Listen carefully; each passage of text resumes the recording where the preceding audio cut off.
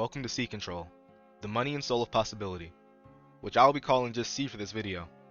I stumbled upon this anime on the recommendation of a close friend during one of my Twitch streams. The name didn't immediately stand out to me, but as I dived into the first episode, I remembered I had seen this before.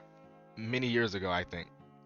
It felt strangely familiar, yet I can only recall the first initial episodes. The show starts off with a man trying to get money out of an ATM machine, and when all of his cards get declined, he uses a different unique card that accesses a completely different system, asking him to choose an opponent. A taxi arrives, and this leads us to our first introduction of the financial district. This is a place where money-hungry gambling addicts basically go band for band, and the winner takes the other's money. Now, I actually have no idea why he does this, but the man chooses someone named Soichiro Mikuni as his opponent, and he is basically the strongest in the verse. Now, when I said these people go band for band, that was a very simplified explanation of what's actually happening. Once you are a part of the financial district, you are called an entree, and every entree is given an asset, which is the entree's future given physical form. They use this asset to fight other entrees, and they use their money to perform special moves, and their goal is to make the other entree go bankrupt. The man from the beginning gets one-shotted, and they immediately take us to the main character, Kimimaro Yoga. He is an econ major in college who spends most of his time at not just one, but two of his part-time jobs. He is very money conscious, and even though he does have enough bread to live comfortably, he chooses to instead save his money in hopes of being able to support his family in the future and avoid being like his father, who he believes abandoned him as a child. We also see the man from the beginning jumping in front of a train after losing his battle the previous night. We are also introduced to his best friend Hanabi, who I genuinely believed liked him, but she sets the record straight pretty quick that she only sees him as a friend. My shift's almost over. What do you say I take you to dinner to say thank you? My boyfriend's waiting for me. Oh, Sorry. no problem. After this happens, he is visited by Masakaki, the associate from the financial district, who honestly looks like a mixture of Willy Wonka and the Mad Hatter from Alice in Wonderland. Kimimaro is invited to become an entree. This is where we are shown that for the money that the entrees make, they are gambling their own future, which off of just hearing it intrigued me greatly. Kimimaro declines the offer, but reconsiders after seeing the money get placed into his account by Masakaki, and he gets into a taxi for the financial district. Now, this is just a brief explanation of the first episode, and off this alone, I was hooked. The concept of assets honestly reminded me of Yu-Gi-Oh!, with your asset being your monster, and you use them to fight, and the money being life points, and that had me excited to watch the rest of this show. I was expecting this to be like a darker version of a monster battle anime with mature concepts of economics. I mean, that is what I saw trying to be portrayed while I watched more of this show, but to be completely honest, the concepts of this show were a lot better than the actual execution. After watching the first episode, the first problem that I noticed was that not only was there just one season, but it only had 11 episodes, dude. I tried to stay hopeful that there was a manga, but I slowly found out that this was an anime only. This was probably due to them having a small budget for the show, and I think this led to them having pacing issues. To start off, earlier I told you I was expecting a dark monster battle, and the reality of this is pretty lackluster. The concept of using the personification of one's future to engage in battles for money sounded promising. However, the execution of these battles falls short of expectations. The fights lack the depth and development needed for an anime centered around such a unique and intriguing premise. I had envisioned a narrative where the main character grows stronger and more strategic over time, facing increasingly challenging opponents. Unfortunately, this aspect of the story is not fleshed out as I had hoped.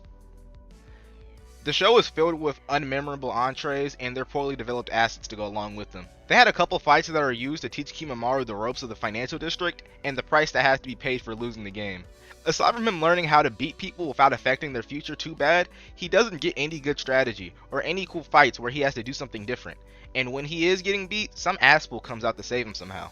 Now for the actual plot of the show, they do actually have some high moments that kept me wanting to see what would happen next.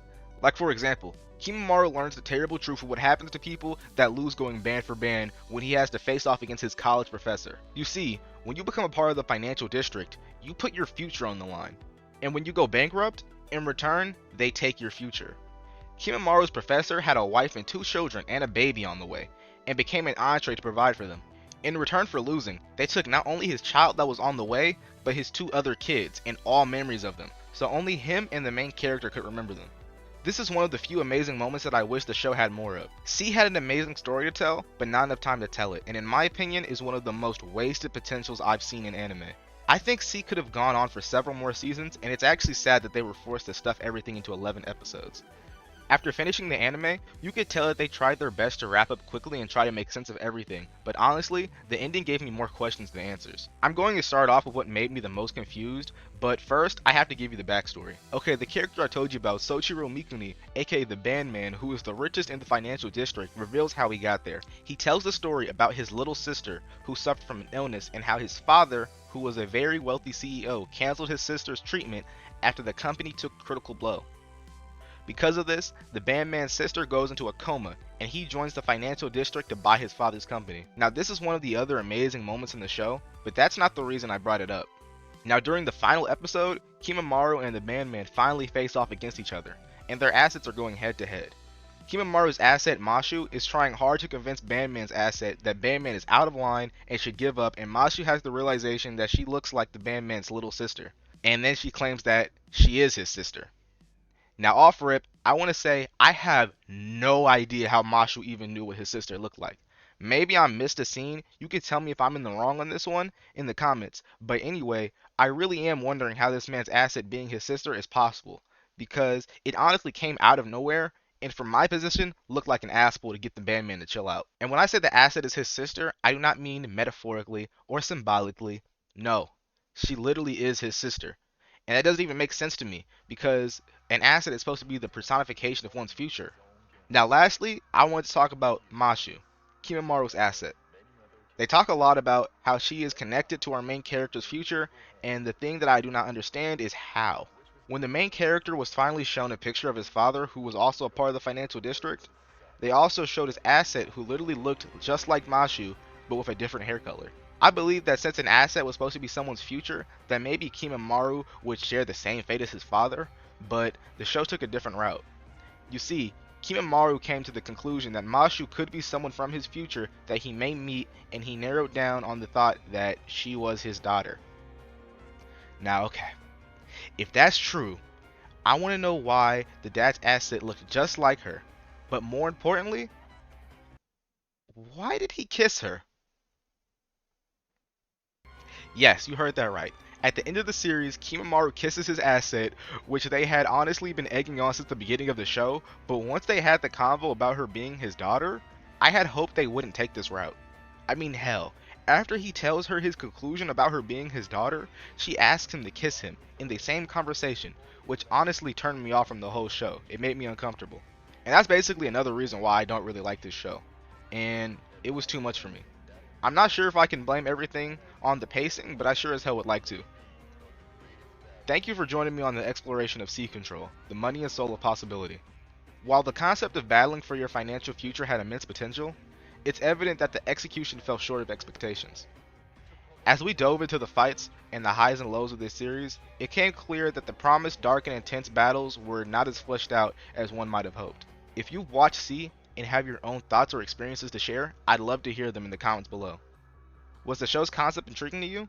Or did the pacing and execution hinder your enjoyment? And of course, if you enjoyed this video or found it thought-provoking, don't forget to hit the like button and subscribe for more videos just like this one. Your support means a lot, and I look forward to hearing your thoughts on the unique but imperfect journey. Until next time, this is Hermes and I'm out.